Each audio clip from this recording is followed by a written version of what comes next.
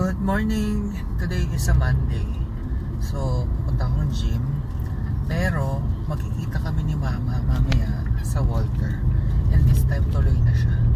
Kasi on the way na siya. Sabi ko nga sa San Pablo na lang kami magkita. Diretso daw siya dito sa Walter kasi may mga food siyang hinanda para sa akin. So, para ilagay ko na raw sa rep dito sa bahay. Kasi kita ko sabay na kami pupunta sa Rizal. In fairness, walang nakaharang sa harap ng gate namin ngayong umaga. Tapos, ayun. Ano pa ba? Hindi muna ako mag-work today. Kasi nga, punta kaming Rizal. So, babawi na lang ako. So, sa Sabado, mag-work ako ng Sabado. Instead na Monday to Friday, Tuesday to Saturday ako mag-work. Swerte ko nga kasi yung client ko ganun flexible yung working days or working hours as long as maka 40 hours ako per week. Hindi lahat ng nag-freelance ganun. Kaya thankful ako kay God. Anyway, mamaya na lang.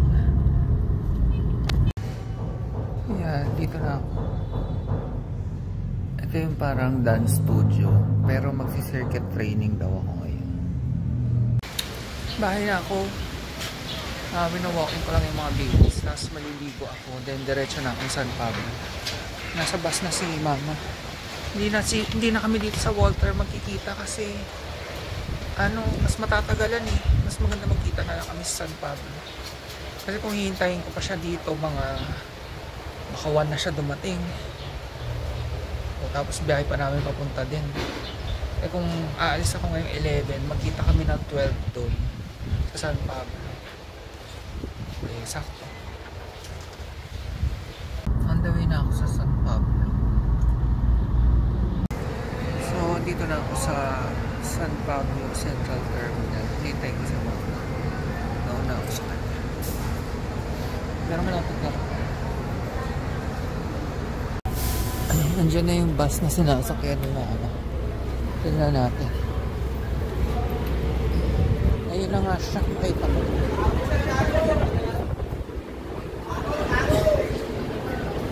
Pero hipo ng sahog. Parang baboy? Hindi nga ako. Para makakain ko. Pati si Roda nga dapat kasama ko. Hindi ko nilagyan ng baboy. Labahitan at saka pusit. Dito na si Mama. Huh? Nakablog na kami ng Rizal. Saan mo nilagay yung pagkain? Sa likod.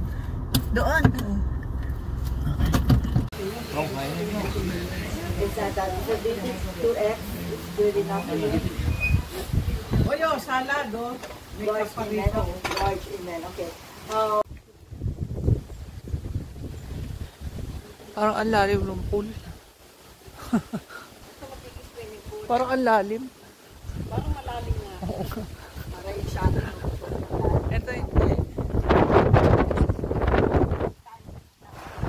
Manipis lang naman yun. Ayan, ito yung villa. Tignan natin kung ano itsura sa loob.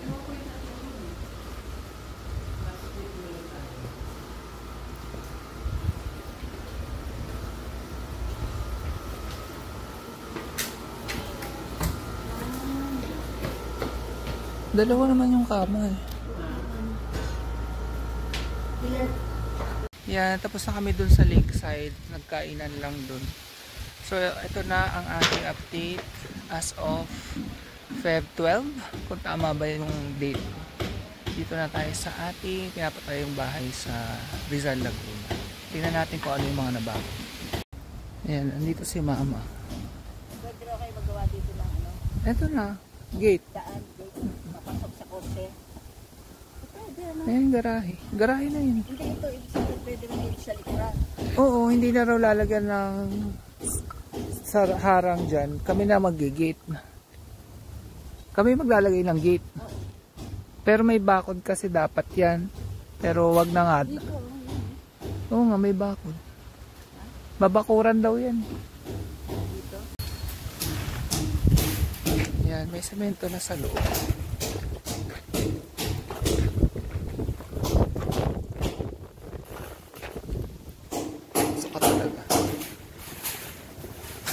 Nung pumunta kami, wala pang flooring. CR, oo. Yan. So, ito yung isa sa bago. Kwarto nila, Bailey. So, yan yung second floor. May mga pader na. May mga partition na. Ito na yung room namin. Ito yung guest room. May partition na rin. Tapos, ito yung isang extra room. Room ni Mama. Yan. Pag nandito siya. Mas gusto ko siya may binilibita na.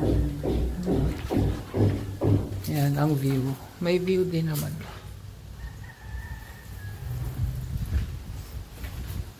Ito yung sa guest room. Yan yung access sa balcony. Mahangin. Tapos maraming bintana.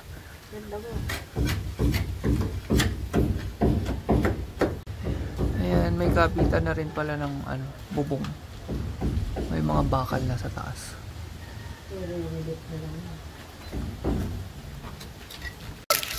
So, yun ang ating update ngayon. Dami rin nangyari. Balik tayo uli sa susunod. Malapit na. 3 buwan na lang. Nililipad yung gulong. O, si Mama yung gulong. Yung bubong. Si Mama yung gumawa. Pinalian niya ng alambre. Lakas ng hangin eh. Paraan ako. Flexible to eh. Wonder Woman. O yun, lagyan din. Ay, ang talong nga yung nagiging puno. Yan pa siya inalagaan mo. Sa Oman Cement na niya. Balik na kami sa Rizal. Ganun kataba, oh. Bibili si Mamang mais, pang ihaw.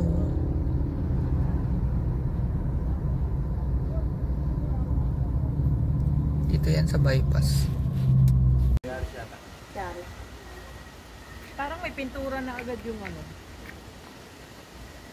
Sige yata. Papayat. Diyan mga ibang 4-5 na. 14 kilot.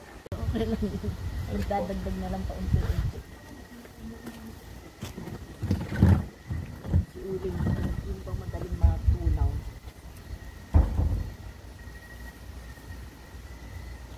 Uwi na si Mama.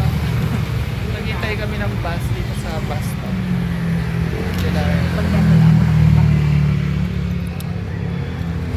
So, naisakay ko na nga si Mama sa bus, dun sa bus stop dito.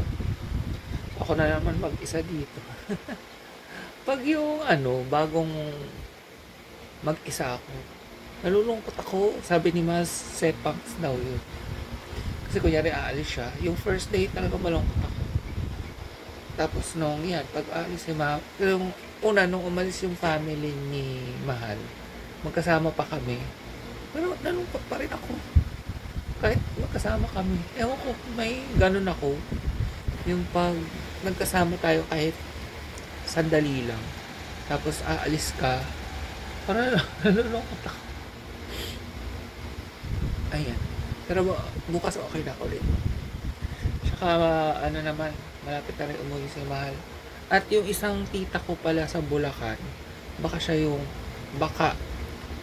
cross my fingers, baka pumayag na siya eh. So sabi ko sumabay na lang siya kay Bob sa pauwi para may service.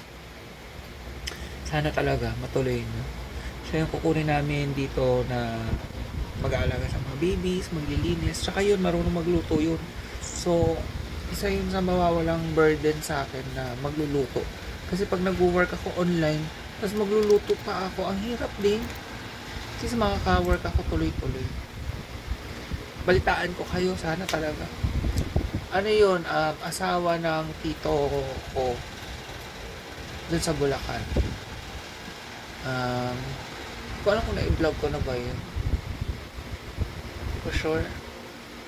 Basta sila Bebe Girl, dapat sa kanya. Bibigay sana nung tito ko sa kanya si Bebe Girl. Kaso nung pinabakunahan ko, hindi ko na ibinalik.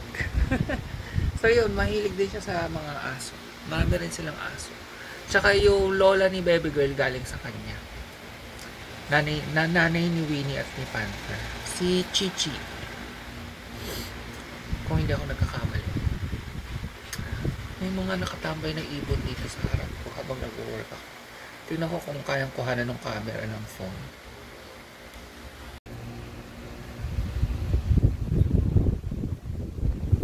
Stop.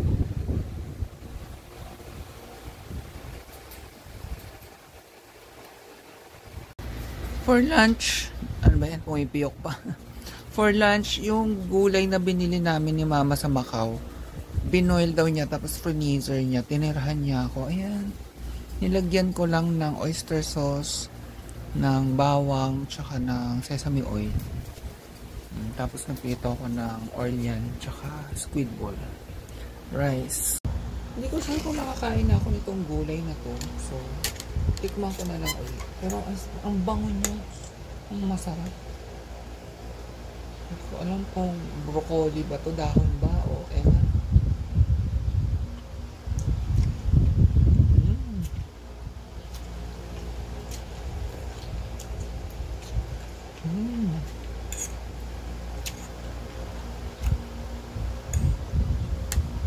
Mahirap mo yan.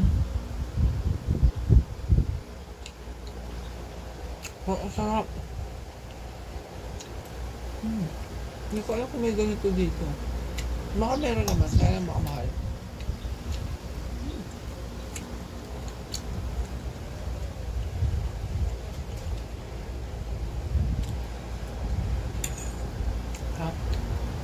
Napaka-simple lang nung nilagay ko eh.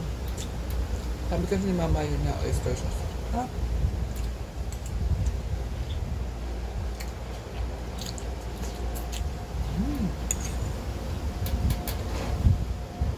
Favorite ko na tong gulay na to.